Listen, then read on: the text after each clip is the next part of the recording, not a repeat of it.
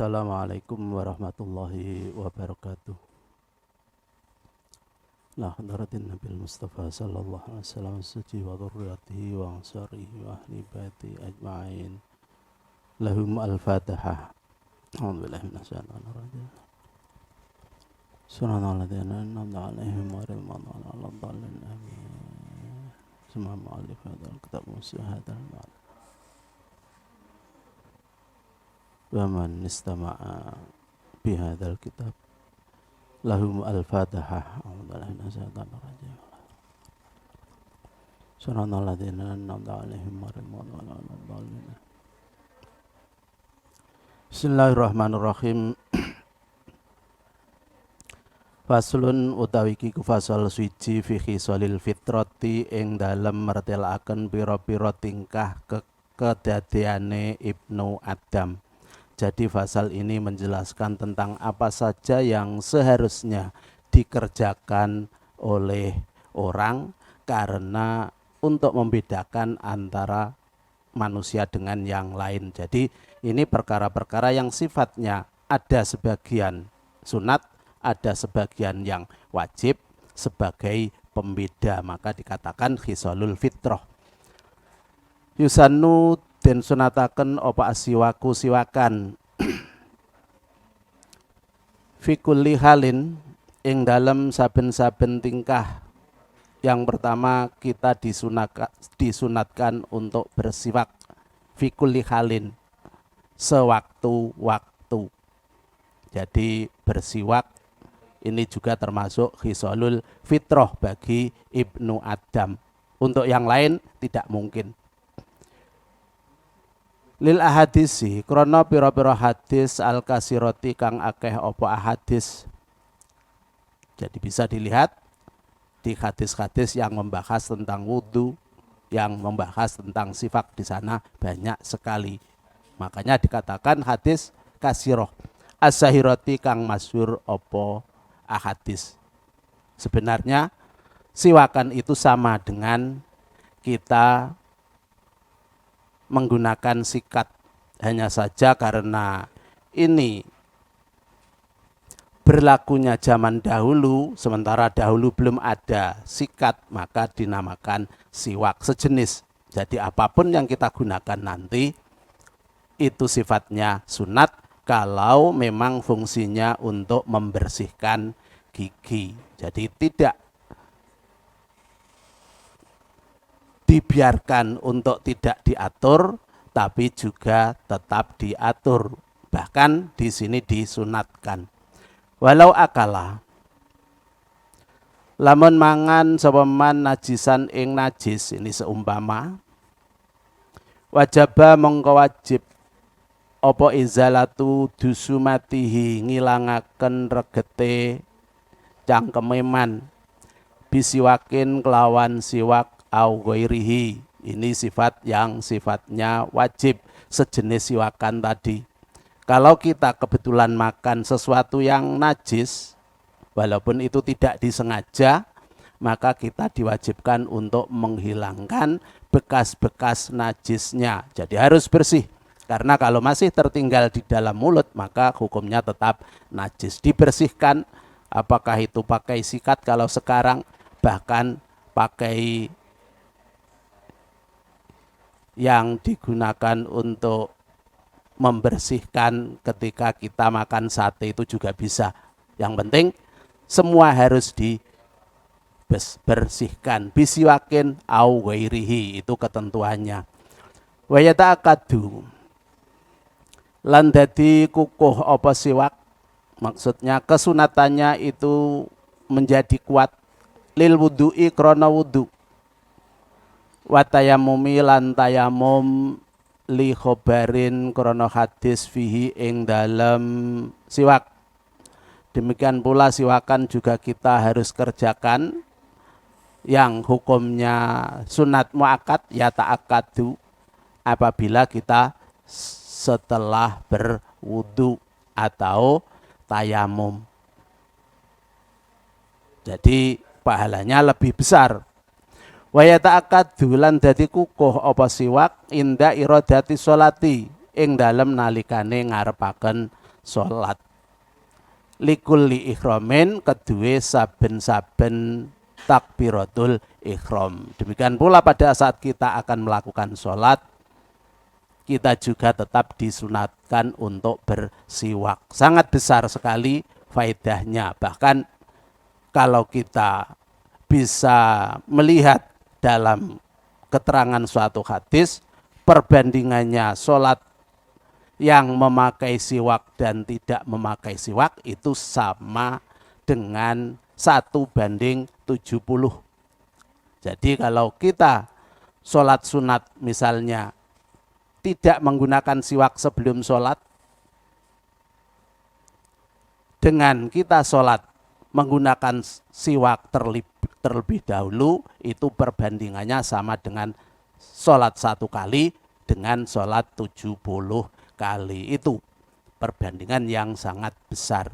Kan enak kalau kita sholat sekali tapi sama dengan sholat 70 kali. Walau naflan, senajan walau li naflin, senajan kedua sholat sunat. Maksudnya di sini sholatnya tadi sebelum takbiratul ihram, walaupun itu sholat sunat tetap disunatkan untuk bersiwak. Tidak harus sholat fardu saja. Wasajdati tilawatin lan sujud tilawah. Sujud tilawah itu sujud ketika dibacakan ayat sajdah. Jadi ada orang atau kita sendiri yang membaca Al-Quran, kemudian ayatnya itu pas kebetulan ayat sajdah, maka kita juga disunatkan untuk sujud tilawah. Sebelum sujud kita disunatkan siwakan terlebih dahulu. Au sukrin atau sujud syukur, sama. Jadi kalau kita mendapat kebahagiaan, apakah itu berupa harta ataupun ilmu misalnya, kemudian kita syukur, lulus ujian kan, syukur. Itu juga disunatkan untuk bersiwak. Jadi sebelum sujud syukur bersiwak. Hanya saja ini yang perlu diperhatikan masalah sujud syukur, karena banyak yang cara penggunaannya kurang benar. Mestinya sujud syukur itu juga harus memiliki wudhu, terus menghadap kiblat juga, takbiratul ihram Allahu Akbar, baru sujud. Itu namanya sujud syukur. Tidak dengan tertawa-tawa kemudian kepalanya ditaruh di tanah. Tidak seperti itu, mestinya begitu. Wa ingkana senajan ana sapeman iku faqidat tahuraini, wong kang kasepen alat suci loro. Maksudnya di sini juga ketika sholat. Kalau kita sholat tidak berwudu ataupun tidak bertayamum, itu juga masih tetap disunatkan untuk bersiwak. Apa boleh? Boleh. Jadi kita tidak punya wudu, tidak punya tayamum, sholat boleh. Karena terpaksa. Itu yang dinamakan faqidut tahurain. Mau berwudu tidak ada air, mau tayamum juga tidak ada tidak ada debu. Apa mungkin? Juga mungkin. Misalnya ketika setelah hujan lebat, airnya habis, terus debunya masih basah. Itu kemungkinannya. Jadi boleh. Kita tetap diwajibkan melakukan sholat. Karena sholat itu sangat penting. Bahkan bisa dikatakan amat sangat penting. Bahkan kalau kita tidak bisa berdiri, kemudian bisa berdirinya saja harus dibantu orang lain, kita juga diwajibkan untuk berdiri dengan bantuan orang lain. Itu masalah sholat. Walam yataghayyar, lan ora owah opo famuhu cangkeme man. Ini juga goyah. Wa ingkana faqidu tahurain walam yataghayyar famuhu. Karena untuk bersiwak itu penyebabnya bukan taghayyuru fam, bukan. bukan berubahnya bau mulut, hanya itu saja bukan, tapi memang ada siri-siri yang terkandung di dalam siwak. Misalnya kalau kita biasa melakukan siwakan, bicaranya fasih, gampang mengeluarkan isi hati dengan cara pembicaraan yang gampang difahami. Itu termasuk faedah-faedah dari siwak. Makanya kalau kita sulit ngomong, usahakan saja dibiasakan melakukan siwak biar nanti bisa lancar ngomongnya. Wastaka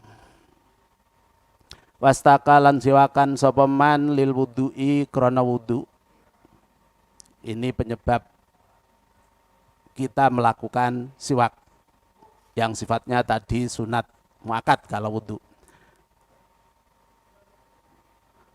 Wastaka lan siwakan sapa man lil wudu'i krana wudu wa qarubalan parek apa al-faslu pemisah. Berarti ini juga goyah dari wa ingkana faqitu tahurain, terus kemudian wa ingkana lam yatagoyar famuhu, juga wa ingkana istaka lil wudu'i. Jadi sebelum melakukan sholat tetap kita disunatkan bersiwak walaupun pertama tadi sholatnya tidak memiliki wudu. Yang kedua walaupun mulutnya tidak berubah jadi masih wangi misalnya. Atau walaupun kita sudah melakukan siwak ketika berwudu dan waktunya juga baru saja qaruba al-faslu. Jadi kita setelah wudu siwakan, akan melakukan sholat juga siwakan lagi. Semua mendapat kesunatan. Lil khobari krono hadis as-sohihi kang soheh opo khobar. Rok'atani nyatane hadis rok'atani. Ini dasar kenapa kita harus berusaha untuk melakukan siwakan, karena ada hadis yang soheh. Rok'atani utawi solat rong rokaat. Bisiwakin kelawan siwakan iku khairun luwih bagus min sab'ina katimbang saking 70 apane rok'atan rokaate biwiri siwakin kelawan tanpa siwakan. Ini dasar yang utama. Kenapa kita sebelum sholat disunatkan untuk siwakan. Kalau kita belum pernah, kita coba mulai sekarang. Siwakan tidak harus dengan siwak asli kayu arok, itu tidak harus. Pakai lengan baju juga boleh. Sudah menghasilkan kesunatan. Kotornya cuman sedikit, tapi faedahnya sangat besar. Atau kalau kita pakai mukena ya mukenanya aja pakai untuk siwakan, nggak apa-apa. Wayat huru lan suci apa annahu teman seneman iku lau khosya lamun wedi sapa man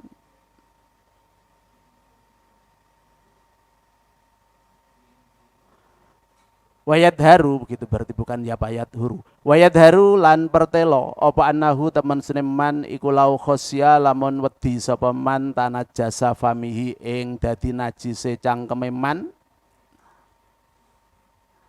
lam yundab mongko ora den sunataken laha keduwe laha krana salat. Jadi di sini tadi kan siwakan itu sangat dibutuhkan, bahkan agar